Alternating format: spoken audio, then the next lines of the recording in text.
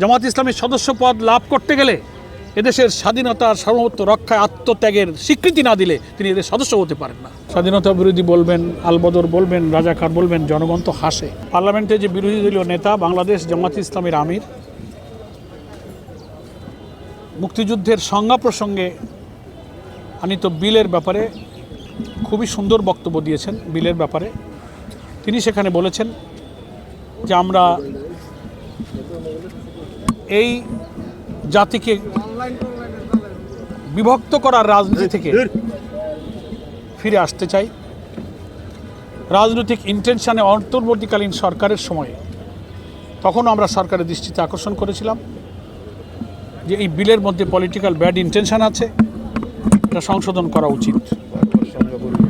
বারবার সংজ্ঞা পরিবর্তন করা হয়েছে, অতীতের কোনো সরকারের সময় এটা ছিল না। এটা দেশের মানুষকে বিভক্ত করার রাজনীতিতে যে অপশক্তি তৎপর আছে তাদেরই অপতৎপরতার ফল হিসেবে এটাকে এইভাবে রাখা হয়েছে। আমরা এ ব্যাপারে অত্যন্ত গঠনমূলক দায়িত্বশীল ভূমিকা রেখে জাতীয় সংসদে আমাদের বিরোধী দলের নেতা বক্তব্য রেখেছেন। আমরা মনে করি জাতীয় সংসদে যারা ট্রেজারি বেঞ্চে আছেন সবাই একথা কালকের সমাপনী দিনেও বক্তব্য রেখেছেন।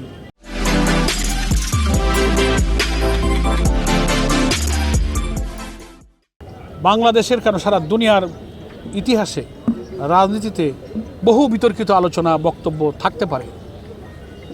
স্বাধীনতার 50-60 বছর পরে সেই জাতি যদি কোনো পুরাতন কোনো বিষয়কে নিয়ে বিতর্ক এবং জাতিকে বিভক্ত করে, সে জাতি কোনো দিন এগিয়ে যেতে পারে না। এবং আমাদের আমির জামাত বলেছেন ইতিহাসকে নিয়ে পড়ে থাকলে আমরা কোনো দিন ইতিহাস তৈরি করতে পারবো না। সেজন্য আমাদের পরে স্বাধীন হওয়া পৃথিবীর বহু দেশ আমাদের চেয়ে অনেক উন্নত হয়েছে। মালয়েশিয়া, সিঙ্গাপুরের মতো দেশ তারা আমাদের পরে স্বাধীন হয়েছে, কিন্তু আমরা শুধু এই দেশে জন্ম নেওয়া লোক যাদের স্বাধীনতার পরে জন্ম, আজকে পার্লামেন্ট যারা এমপি হয়েছেন আমাদের, তার অধিকাংশই বয়সে তরুণ, এই জন্মভূমিতে স্বাধীনতার পরে জন্ম। আপনি তাকে স্বাধীনতা বিরোধী বলবেন, আলবদর বলবেন, রাজাকার বলবেন, জনগণ তো হাসে। সেজন্য পাকিস্তান আমলে সেই সময়কার রাজনৈতিক প্রেক্ষাপটে তখনকার যারা রাজনৈতিক দল ছিলেন সেখানকার রাজনৈতিক পলিসি ভূমিকার ব্যাপারে অনেক আলোচনা বিতর্ক হতে পারে। তার অর্থ এই না যে স্বাধীনতার পরে আপনি অনেক কিছু পরিবর্তন হয়েছে। জামাত ইসলামী সেই সময়ের জামাত আর এখনকার জামাত এক নয়। বহুবার জামাত ইসলামের গঠনতন্ত্র, নীতি, পদ্ধতি বদল হয়েছে। আমাদের জামাতের গঠনতন্ত্র পড়ে দেখবেন, ভূমিকাতেই রোকন হওয়ার শর্তের মধ্যে আমরা বলেছি মহান মুক্তিযুদ্ধের বীর মুক্তিযোদ্ধাদের এই লড়াই সংগ্রামকে আমরা শ্রদ্ধার সাথে ধারণ করেছি, স্মরণ করেছি। জামাত ইসলামের সদস্য পদ লাভ করতে গেলে এদেশের স্বাধীনতার সার্বভৌমত্ব রক্ষায় আত্মত্যাগের স্বীকৃতি না দিলে তিনি এদের সদস্য হতে পারেন না।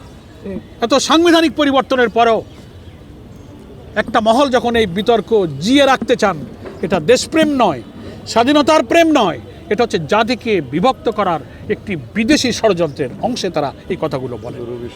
এই দুরভিসন্ধি থেকে জাতিকে বেরিয়ে আসতে হবে।